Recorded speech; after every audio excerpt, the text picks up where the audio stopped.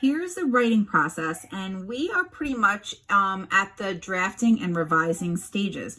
So to draft means that you're quickly putting your thoughts onto paper, and revising is that you're reworking the organization of and the details of your story.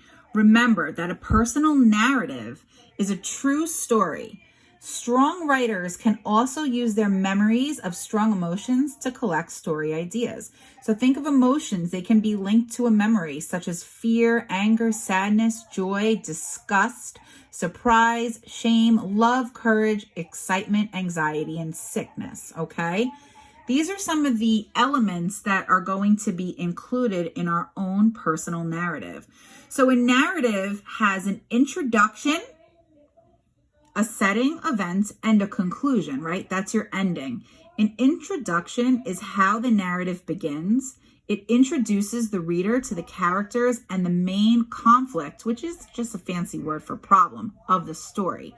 The setting is also introduced in the introduction. The setting is where and when the story takes place. So for example, one cold afternoon in December, right? The events include everything that happens in the story. That's pretty much going to be the middle of your story, is when you're telling your story in the order that it happened, which is also called chronological order. And then lastly is your conclusion. Your conclusion is how your personal narrative ends. The conclusion is when the main conflict or problem is resolved or solved. And usually this is where you're going to write about the lesson that you learned throughout the story. That's going to be in your conclusion. That's the ending of your story. So your personal narrative should have all these elements: settings, such as a time and place, your characters, right? The people that were in the story with you, your plot, which is, the elements that happens throughout the story, your problem and your solution. And then the theme is the lesson that's learned.